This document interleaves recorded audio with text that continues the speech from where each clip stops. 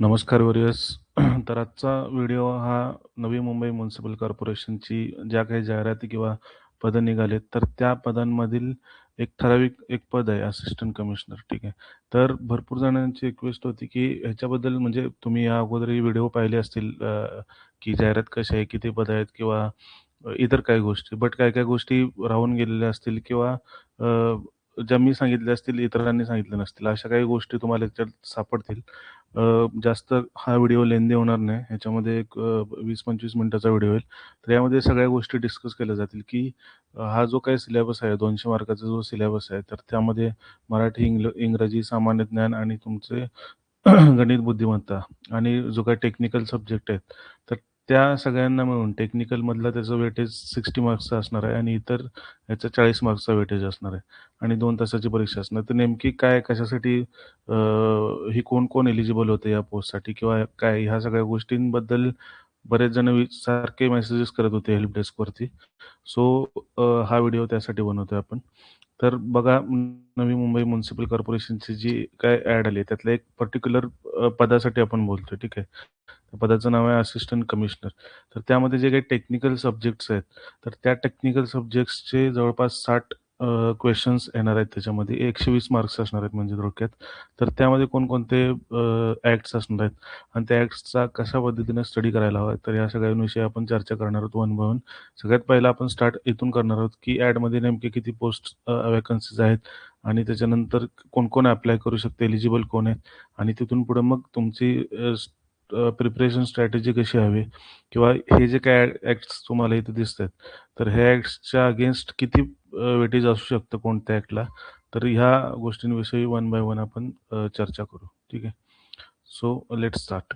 तर इंट्रोडक्शन बघा ह्याच्यामध्ये, की आपण कोणत्याही पण गव्हर्नमेंट पोस्टला एखाद्या अप्लाय करताना विदर इट इज असिस्टंट कमिशनर किंवा कमिशनर किंवा व्हॉटएव्हर कुठलीही पोस्ट असेल, तर ते करण्याच्या आधी तुम्हाला त्या पोस्टबद्दल जाणून घेणं इम्पॉर्टंट असतं. म्हणजे त्या पोस्टचे नेमके रोल्स काय आहेत किंवा ते कशासाठी अप्लाय करतोय, ह्या गोष्टी तुम्हाला कळाल्या, तर त्याचा स्टडी करायचा एक अप्रोच तुमच्या बॅक ऑफ द माइंड राहतं कायम, की ह्या गोष्टींसाठी आपण स्टडी करतोय किंवा अशा पद्धतीनं स्टडी करायला हवं. तर त्यासाठी आपण सुरुवातीला काय करणार आहोत, की ॲडव्हर्टाइजमेंट पूर्ण म्हणजे जी काही जाहिरात नवी मुंबई म्युनिसिपल कॉर्पोरेशननी पब्लिश केलेली आहे, तर ती पूर्ण जाहिरात आपण व्यवस्थित समजून घेणार आहोत. म्हणजे सगळी डिटेल बघणार नाही आहोत. त्यातली काही ठराविक पार्ट्स आपण क्रॉप करून या स्लाईडमध्ये घेतलेत. तर ते वन बाय वन बघू. रिक्रुटमेंट प्रोसेस कशी असणार आहेत त्यांच्यामध्ये आणि सिलेबस काय असणार आहेत. ह्या सगळ्या गोष्टी ऑलरेडी त्यांच्या साईटवर पब्लिश आहेत. But still will go one by one so that you will have clear idea about it. ठीक आहे. आता हे करताना आपण हे कशासाठी करतोय, तर काय तुम्हाला सांगितलं ऑलरेडी त्या पदाविषयी जर माहिती असलं तर तुम्हाला तो अभ्यास करणं व्यवस्थित एकदम ईझी गोष्ट जाईल. ठीक आहे. सो इथं ही गोष्ट महत्त्वाची ठरणार आहे, की ह्यातले काही-काही ॲक्ट्स खूप लेंदी आहेत. बट तुम्ही कशा पद्धतीने स्मार्ट प्रिपेअर करता किंवा असिस्टंट कमिशनर ज्या पदासाठी अप्लाय करतायत, त्या पदाची कर्तव्य आणि जबाबदाऱ्या काय आहेत? तर ह्या गोष्टींमधून कुठेतरी तुम्हाला त्या कर्तव्य आणि जबाबदाऱ्या त्या ॲक्टकडे घेऊन जात असतात. म्हणजे तुमचा जो ॲक्ट आहे, जो लागू होतोय इथं, तर तो महाराष्ट्र म्युनिसिपल कॉर्पोरेशन ॲक्ट 1949 हा ॲक्ट लागू होतोय. तर ह्या प्रिपरेशन करताना ह्या सगळ्या गोष्टींचा विचार करून तुम्ही कशा पद्धतीने फोकस, कॉन्फिडंट आणि स्ट्रॅटेजिक राहाल, तर या गोष्टींविषयी थोडक्यात चर्चा करणार आहोत आपण. आता ह्या सेशनच्या एंडला तुम्हाला ह्या सगळ्या गोष्टी क्लिअर असतील. एक तुमच्यासमोर एक अप्रोच असेल, की कशा पद्धतीनं स्टडी करायला हवा किंवा काय स्ट्रॅटेजी असायला हवी. ठीक आहे. So let's begin. तर पोस्टचं नाव काय आणि एलिजिबल क्रायटेरिया काय? तर बघा, पदनाम आहे सहाय्यक आयुक्त म्हणजेच काय असिस्टंट कमिशनर. ग्रुप बीची पोस्ट आहे. S16 कॅटेगरी पेमेंट आहे ह्याच्यामध्ये आणि टोटल व्हॅकन्सी जर पाहायला गेलं तर इथं 5 टोटल व्हॅकन्सी आहेत. ठीक आहे. अनुसूचित जाती, विमुक्त जातीसाठी 1 जागा आहे. अनुसूचित जातीसाठी 1 जागा आहे. त्यानंतर इतर मागास वर्गांसाठी 1 जागा आहे आणि SC-BCसाठी 1 जागा आहे आणि एक खुला राखीवमध्ये 1 जागा. अशा टोटल 5 जागा तुम्हाला दिसतायत. ठीक आहे. आता इथं तुम्हाला एक गोष्ट सांगतो मी, की ह्या 5 जागा आहेत. ह्या 5 जागांच्या अगेन्स्ट 15 कॅन्डिडेट्स ते बोलवतील स्क्रुटिनीसाठी. जी काही एलिजिबल लिस्ट ते पब्लिश करतील. तर त्यावेळेला 15 कारण 1:3 रेशोमध्ये ते कागदपत्रांची पडताळणी करण्यासाठी बोलवणार आहेत. तर ही गोष्ट लक्षात ठेवा, की अगेन्स्ट जर तुम्ही ओपन करत असाल तर 3 कॅन्डिडेट्सना या अंडर बोलवण्यात येईल. सेम या सगळ्यांसाठी या गोष्टी होतील. ठीक आहे. तर याच्यासाठी एलिजिबल कोण लोकं असणार आहेत? तर मान्यताप्राप्त विद्यापीठाची कोणत्याही शाखेची पदवी म्हणजे तुम्ही एनी ग्रॅज्युएट असाल तरी तुम्ही या पोस्टला अप्लाय करू शकता. तुम्ही आर्किटेक्ट असाल तरी पण होतं. त्याच्यानंतर अर्बन प्लॅनर असाल तरी होईल, सिव्हिल इंजिनिअर असाल तरी होईल, मेकॅनिकल असाल तरी होईल. म्हणजे व्हॉटएव्हर तुमचं फक्त ते डिग्री कंप्लीट हवी त्या गोष्टीमधली. पदवी विद्यापीठाची तुमच्याकडे असणं आवश्यक आहे आणि मराठी भाषेचे ज्ञान आवश्यक म्हणजे आणि थोडक्यात तुम्ही एक 15 वर्ष महाराष्ट्राचे रहिवासी असायला पाहिजे. लिहिता वाचता यायला पाहिजे मराठी. या सगळ्या गोष्टी आवश्यक आहेत. ठीक आहे. तहसीलदारांनी दिलेला तुमच्याकडे तो डोमिसाईल सर्टिफिकेट. ह्या सगळ्या गोष्टी इन डिटेल ॲडव्हर्टाइजमेंटमध्ये आहेच. बट एक बघितली त्यांनी शैक्षणिक आता ह्या पोस्टच्या खाली ह्या 2 दिलेल्या आहेत. ठीक आहे. त्यातल्या मस्ट काय आहेत तर मान्यताप्राप्त विद्यापीठाची कोणत्याही शाखेची पदवी आणि मराठी भाषेचे ज्ञान आवश्यक आहे. देन एज लिमिटचं त्यांनी काय सांगितलं की 1/12/2025 म्हणजे 1 डिसेंबर 2025 या दिनांकास उमेदवार खालील नमूद केलेल्या विहित वयोमर्यादेतील असावा. म्हणजे काय तर ह्या ज्या काही मेन्शन केलेल्या आहेत तर त्याच्या अंडर तो 1/12/2025 ला आहे का? ठीक आहे. जर जे ओपन कॅटेगरीतले आहेत तर त्यांची मिनिमम एज हे 18 इयर्स आहे आणि मॅक्झिमम हे 38 इयर्स आहे. आणि जे काही मागास प्रवर्गातील उमेदवार आहेत तर त्यांचं 18 आणि 43 ही एज क्रायटेरिया. ठीक आहे. जर यामध्ये तुमच्या ह्या दिनांकाला तुम्ही 38 वर्ष आणि 43 वर्ष पूर्ण केलेले नसतील किंवा 18 वर्षांच्या कमी वर्ष वयाचे नसाल तर तुम्ही इथं एलिजिबल होताय. ठीक आहे. आता तिसरी क्रायटेरिया काय दिली त्यांनी की नवी मुंबई महानगरपालिकेच्या नियमित आस्थापनेवर कार्यरत असलेले मागासवर्गीय उमेदवारांसाठी 50 वर्ष मर्यादेपर्यंत व खुला प्रवर्गातील उमेदवारांसाठी 45 वर्ष मर्यादेपर्यंत शिथिलता असेल. ठीक आहे. म्हणजे जे काही नियमित आस्थापनेवर तिथे लोक ऑलरेडी आहेत ते जर इच्छुक असतील या पोस्टला अप्लाय करण्यासाठी तर ते जे काही मागासवर्गीय आहेत त्यांना 50 वर्ष आणि इतर जे काही खुले म्हणजे ओपनमधले आहेत त्यांना 45 वर्ष असणार आहे. नवी मुंबई महानगरपालिकेच्या आस्थापनेवर करार पद्धतीवर म्हणजे जे काही कॉन्ट्रॅक्ट बेसिसवर घेतले आहेत कार्यरत असलेल्या कर्मचाऱ्यांना वयोमर्यादा शिथिल. ठीक आहे. आता ती इथं काय दिलेलं नाही, मेन्शन केलेलं नाही. ठीक आहे. आता ही जी काय यातून निवड तुम्हाला मी सांगितली की 1:3 रेशोमध्ये तुम्हाला स्क्रुटिनीसाठी बोलवतील. तर ती जी काय बोलवतील स्क्रुटिनीसाठी तर त्यांची ही निवड सूची कधीपर्यंत वैधता म्हणजे व्हॅलिडिटी काय असणार आहे त्याची तर या बाबतीत बघू आपण. 7.15 पॉइंट काय सांगतो जाहिरातीतला तर निवड समितीने तयार केलेली निवड सूची 2 वर्षासाठी किंवा नवीन सूची तयार करण्यासाठी सेवा भरतीची जाहिरात देण्यात येईल. ठीक आहे. बघा 2 टाईमलाईन्स काय दिलेत की एकदा निवड सूची तयार केली तर तिथून 2 वर्षासाठी किंवा नवीन सूची जर त्यांना तयार करायची असेल की नवीन सेवा भरती जर परत पोस्ट निघालायच्या तर त्याची जाहिरात येईल. या दोन्हींपैकी जो काही आधीची डेट असेल ती. ठीक आहे. फॉर एक्झाम्पल तुमची समजा 2 वर्षपर्यंत झाली नाही आणि 2 वर्षाच्या पूर्वीच जर जाहिरात निघाली तर ही डेट पकडायची जी जाहिरात निघाली ती. तर असा जो काही दिनांक घडेल त्या दिनांकापर्यंत विधिग्राह्य राहील म्हणजे व्हॅलिड राहील. तसेच ही मुदतवाढ निवड सूची करताना ज्या दिनांकापर्यंत रिक्त पदे विचारात घेण्यात आहेत त्या पदांपुरतीच असेल. म्हणजे जेवढ्या पदांसाठी निवड सूची मुदतवाढ केलेली आहे तर त्यासाठीच व्हॅलिड राहणार ऑब्व्हियसली. त्यानंतर ही निवड सुट्टी आपोआप व्यपगत होईल म्हणजे लॅप्स होऊन जाईल त्याच्यानंतर. ठीक आहे. तर लक्षात ठेवा की 2 वर्षांसाठी तुमची ही कॉन्ट्रॅक्च्युअल बेसिससाठी असणार आहे किंवा जर अगोदर समजा 1.5 वर्षानंतर पहिला जर परत जाहिरात आली तर त्यावेळेपर्यंत 1.5 वर्षापर्यंत तुमची ही कॉन्ट्रॅक्ट बेसिसवरती असणार आहेत गोष्टी. आता जर ह्याचे आपण एक्झाम फीज जर बघितली तर ओपन कॅन्डिडेटसाठी ₹1000 आहेत आणि मागासवर्गीय, अनाथ, दिव्यांग आणि आर्थिक दुर्बल घटक आहेत तर यांच्यासाठी 900 आहेत. पूर्वी डेट ही 4 फेब्रुवारी 2026 होती शेवटची डेट अर्ज करण्याची. आता ती परत वाढवली 19 फेब्रुवारी 2026 केली. ठीक आहे. आणि हे जे काही तुम्ही शुल्क भरणार आहेत तर तिथं रजिस्ट्रेशन केल्यानंतर ऑनलाईन पद्धतीने याचा भरणा करायचा आहे. ठीक आहे. आणि एकापेक्षा जास्त ॲड समजा तुम्ही 2 किंवा 3 पोस्टसाठी एलिजिबल होत असाल आणि तुम्ही इच्छुक असाल, तर एकच जाहिरात तुमचा एकच अर्ज चालणार नाही. तर प्रत्येक पदासाठी दरवेळेला नवीन अर्ज करावा लागणार आहे तुम्हाला. ठीक आहे.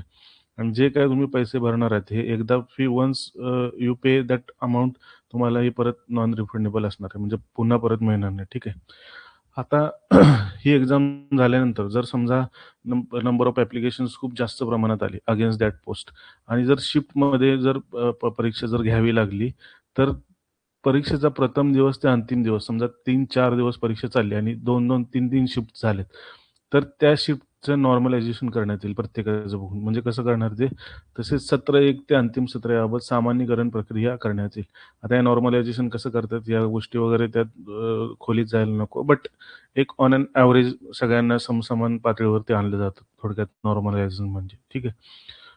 देन ही सगळी झाली फक्त जाहिरातीबद्दल माहिती आणि किती पोस्ट्स आहेत किंवा काय. आता रिसेंटली NMMCच्या वेबसाईटवरती त्यांनी एक सिलेबस जाहीर केली होती, की कोणत्या पदासाठी तांत्रिक सिलेबस काय असणार, म्हणजे तांत्रिक अभ्यासक्रम काय असणार आहे. 40 मार्क्सचं तुम्हाला सांगितलं मी. मराठी असणार आहे, इंग्रजी असणार आहे, सामान्य ज्ञान आणि बुद्धिमत्ता असणार आहे. ह्या 40 मार्काच्या गोष्टी फिक्स आहेत. तर त्यानंतर उर्वरित जो 60 मार्काचा सिलेबस आहे, तर त्यात पर्टिक्युलरली कोणते ॲक्ट्स येतात आणि कोणत्या गोष्टी तुम्हाला अभ्यासायच्या आहेत, या पोस्टचा अभ्यास करताना, तर त्याच्याविषयी आपण बघू आपण. ठीक आहे. Let us know where an assistant commissioner stands in the administrative system, his position, duties and authority and to build a clear strategy to secure 60 marks from technical syllabus. ठीक आहे. कशा पद्धतीने ह्या 60 मार्कांचा तुमचा अभ्यास असायला पाहिजे. Whether you are preparing from the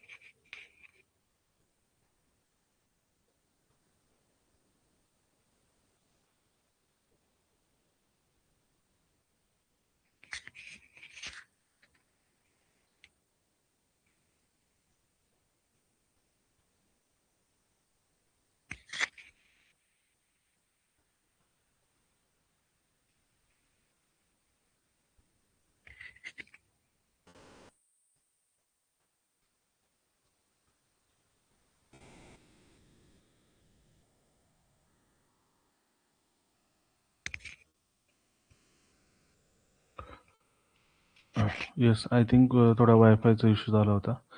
तर आपण काय बघणार आहोत, की टेक्निकल सिलेबस कशा पद्धतीने तुम्ही अभ्यास करायला पाहिजे आणि तुमची स्ट्रॅटेजी काय असायला पाहिजे. तर हे वन बाय वन बघू आता आपण. ठीक आहे. तर NMMCच्या वेबसाईटवरती गेला तर तुम्हाला तिथं Navi Mumbai municipal corporation organisation structure दिसतं. म्हणजे तिथली अ, यंत्रणा कशा पद्धतीने आहे, शासकीय यंत्रणा कशा पद्धतीने आहे, तर त्या गोष्टी तुम्हाला दिसतात. जसं कॉर्पोरेशन ॲक्टमध्ये यापूर्वी तुम्ही वाचलं असेल किंवा बघितलंय, तर सुरुवातीच्या ह्याच्यामध्ये ॲडमिनिस्ट्रेशन हा एक चॅप्टर येतो. तर त्यामध्ये एक जनरल बॉडी फॉर्म होते कॉर्पोरेशनची थ्रू द इलेक्शन.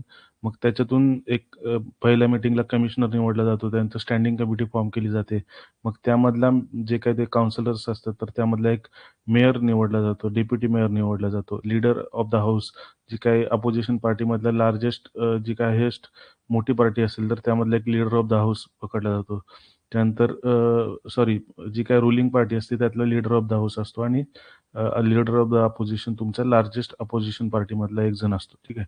तर ह्याच्या अंडर बघितलं तर जनरल बॉडीवरून एक आपल्याला दिसतोय कमिशनर.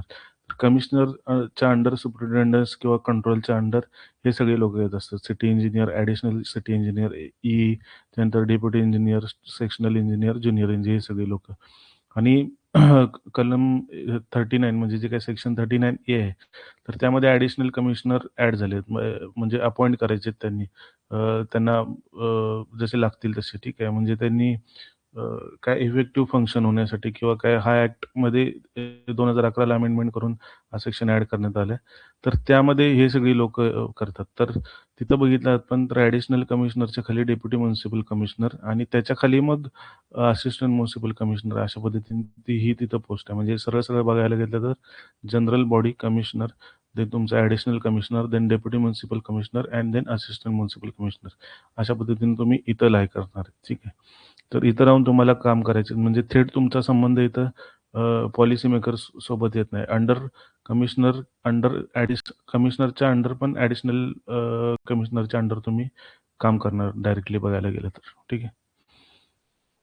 तर कशा पद्धतीने ऑर्गनाइज स्ट्रक्चर जर समजून घ्यायचं झालं, तर तुमची पोझिशन ही आता आपण जस्टच बघितली. तर you functions under the municipal commissioner. You works through the additional commissioner or deputy municipal commissioner. You act as a key executive link between policy and ground level implementation. म्हणजे काय? तर हे पॉलिसी मेकर्स इथले लोक आहेत, हे ठरवणार आणि ह्यांचं इम्प्लिमेंटेशन थ्रू द कमिशनर और ॲडिशनल कमिशनर तुम्ही इथं करणार आहात. त्यानंतर which authorities functions above you. तुमच्या अबाव जर बघितलं तर कोणत्या अथॉरिटीज असणार आहेत, तर हे आहेत बघा, हे ॲडिशनल कमिशनर आणि डेप्युटी म्युनिसिपल कमिशनर. तर आणि त्याच्यावरती बघायला गेलं तर जनरल बॉडी असणार आहे. म्हणजे ती कोणती पॉलिसी डिसिजन्स आणि रिझोल्युशन्स तयार करणार आहेत, ठराव मंजूर करणार आहेत, त्यांनी तिथं पॉलिसी मंजूर करणार आहेत. आणि मेयर, डेप्युटी मेयर आणि लीडर ऑफ द हाऊस आणि किंवा अपोजिशन असतील तर हे पॉलिटिकल लिडरशिप असणार आहे तिथं. तुमच्यावरती डायरेक्ट ॲडमिनिस्ट्रेटिव्ह कंट्रोल नसणार आहे. पण कुणाचं असणार आहे, तर म्युनिसिपल कमिशनरचं असणार आहे. आणि ही तुमची अल्टिमेट एक्झिक्युटिव्ह अथॉरिटी असणार आहे. ठीक आहे. अंडर द कमिशनर तुम्ही हे सगळे लोक काम करणार आहेत आणि तुमच्यावरती ही लोक असणार आहेत. ठीक आहे. तर ही पद्धतीचं वर्क आहे. आणि जर ह्यांचं जर बघायला घेतलं की कर्तव्य आणि जबाबदारी असा एक पॉईंट दिला आहे त्या ॲडव्हर्टाइजमेंटमध्ये.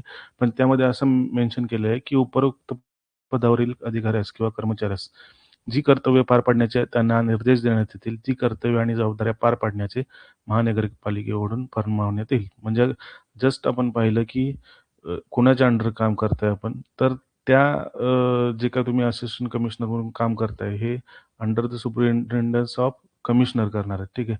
म्हणजे जे ते काय देतील किंवा महानगरपालिका जे काही तुम्हाला जबाबदारी सोपवतील, तर त्या वेळोवेळी तुम्ही पूर्ण पार करावे लागतील. ठीक आहे. महानगरपालिका आयुक्त व खाते प्रमुख यांनी वेळोवेळी दिलेल्या आदेशांचे पालन करून कर्तव्य पार पाडावे लागेल. तर इथं नोट लिहिली आहे बघा, की सदर पदांसाठी संबंधित कायदा महाराष्ट्र महानगरपालिका अधिनियम 1949 मध्ये आहे, जो की टेक्निकल सिलेबसमध्ये सुद्धा आहे. ठीक आहे. आता ह्या संकेतस्थळावरती चेक केलं तर तुम्हाला हे असं स्पष्टपणे कुठे दिलेलं नाही आहे, की ह्यांच्या कर्तव्य आणि जबाबदाऱ्या. बट त्या हे सांगतील, निर्देश देतील तशा वेळोवेळी त्या पूर्ण कराव्या लागतील तुम्हाला. ठीक आहे.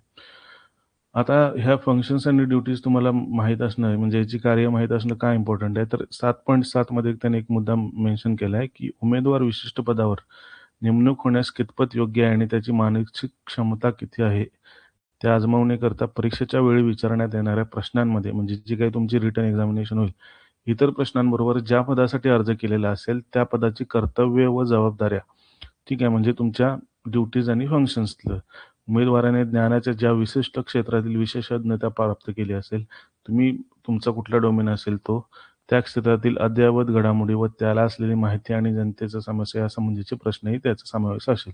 सो हे क्वेश्चन आले तर तुम्ही सिलेबसच्या बाहेर आहे असं म्हणू शकत नाही. तर ते it is a part of it, जरी ते तर प्रिसाइजली मेन्शन नसले तरी. ठीक आहे.